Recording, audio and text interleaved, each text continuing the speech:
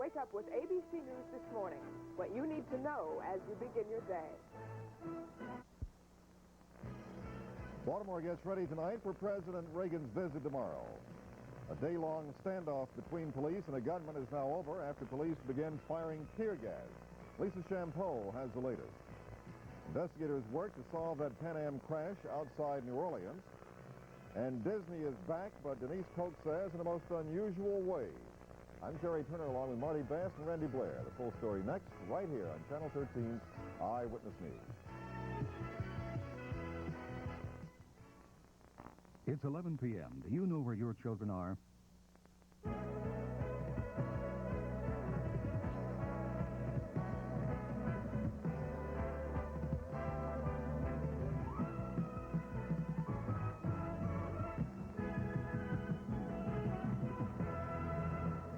Good evening, everybody. Tonight, Baltimore is rolling out its best image for President Reagan, who will visit here tomorrow.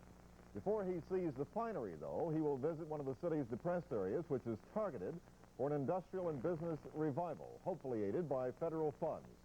After that, Mr. Reagan will appear at the convention center to address a national meeting of the Association of Counties. Current scheduling calls for the president to arrive here by helicopter at 9:30 tomorrow morning. After arriving, he will take a short drive to the Park Circle area to tour the Enterprise Zone, being hailed by Mayor Schaefer as the economic salvation of that area. From there, the president will go to the convention center for a speech and will lunch at the World Trade Center and tour the Inner Harbor area before returning to Washington. Baltimore turned on the charm tonight for more than 2,000 delegates to the National Association of Counties. The city is becoming known for its ethnic fairs, put on a simple fair just for the delegates to show them how it's done. An aide to Mayor Schaefer told Lisa Champeau tonight that the fair is a joint effort. This was supported by the business and industrial community, which I think is very nice. It shows the cooperative effort between government and business again. The fair, which is winding up right about now, took nearly a year to plan. It included marching bands, a roller skating exhibition, music, and, of course, lots of food. The Park Heights Community Carnival is still being set up tonight, even though it was scheduled to begin today. The carnival is expected to employ area teenagers for its week-long run in an area where unemployment is very high. Park Heights officials say the carnival will go on tomorrow beginning at 5. They say the delay was due to a late delivery of carnival equipment. For the past 24 hours, the atmosphere along Bruce Street in the city has been anything but festive. But tonight it ended as police arrested a man who had barricaded himself in his father's home, held off police, and shot a police dog. Lisa Champeau has the story. As darkness approached, police decided to move in on Rudolph Bell, a 34-year-old Vietnam War veteran who had been holed up in his father's house on North Bruce Street since 9:30 the night before. Using a bullhorn, police told Bell he had 15 minutes to surrender before they fired gas pellets into his house. Unfortunately, we were forced to use the gas. About 6 rounds of a device called a ferret, a non-lethal round. And about 7 minutes later, he came out the front door of the house, went southbound walking on Bruce Street. Officers began to converge on him, not only to cut him off, but to make an arrest when they saw that he was carrying in his hand a .32 caliber automatic weapon. The officers withheld their fire. At gunpoint, however, they were able to approach him, wrestle him to the ground, and make an arrest.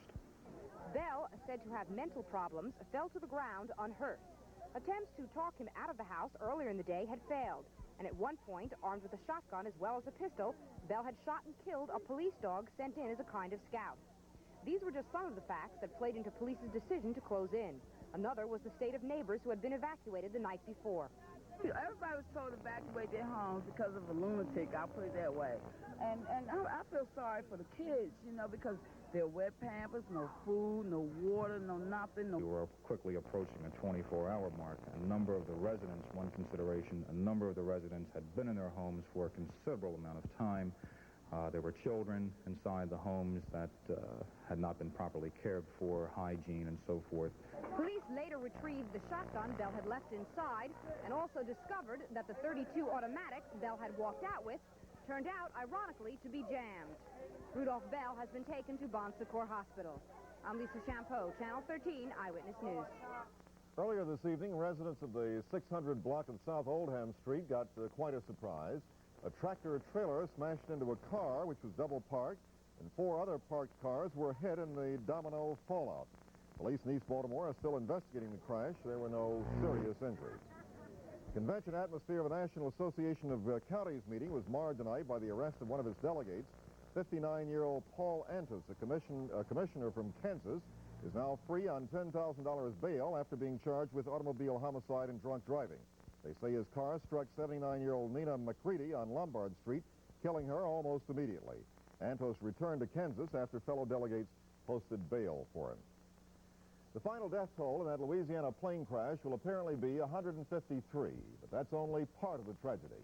Today, bulldozers moved into the area to clear away the wreckage of the plane and the 24 houses ripped apart when the Pan Am 727 went down.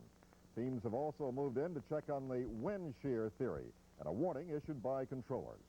We know that the aircraft was on ground frequency. Normal procedure is before you leave the ground frequency, you ask for permission or else you monitor it.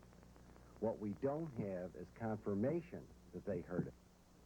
Another part of the story will go on for a while. The burials began today. One of the first was that of 6-year-old Lisa Bay, one of 8 people killed on the ground when the plane hit. But even as life ends, others are beginning. It's a happy beginning for Oriole pitching star Mike Flanagan and his wife, Kathy.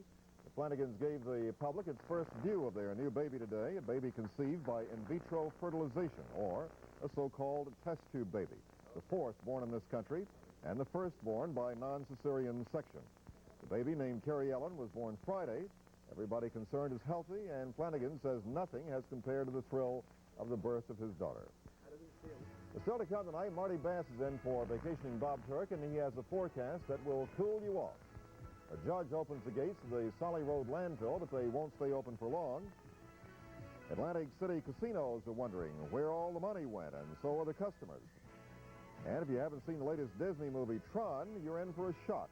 That's coming up on Eyewitness News.